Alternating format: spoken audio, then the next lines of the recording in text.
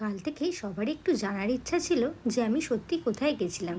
তবে শোনো, দ্য দ্বীপ হলিডেজ এটা, আর এটা বোলপুরে অবস্থিত। তোমরাও চাইলে এখানে এসে স্টে করতে পারো নিজেদের প্রিয় মানুষের সাথে। এখানে থাকা আর খাওয়া আর স্নান করার সবেরই সুব্যবস্থা আছে। তবে তোমরা নিজেদের মতন লাইফ পার্টনারের সাথে অবশ্যই দিনগুলো মনের মতন করে এনজয় করতে পারো।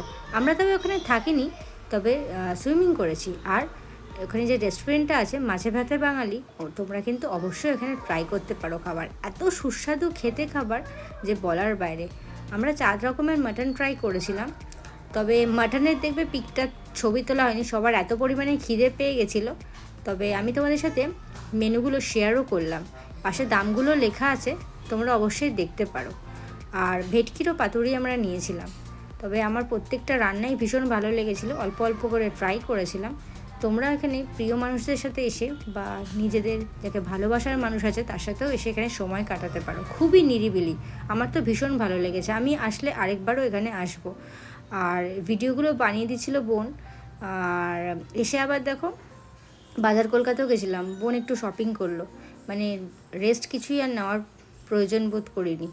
তবে দিনগুলো বেশ ভালোই কাটলো। আবার আসবো মেয়ের স্কুলের ছুটি পড়লে।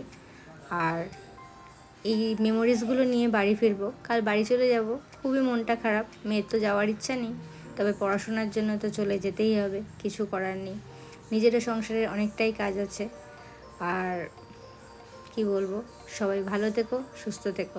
এবং দেখো, খাবারটা তোমাকে শেয়ার করছি, বাট ওখানে মাংসর ফটো নেই। চলো টাটা, সবাই ভালো থেকো, সুস্থ থেকো।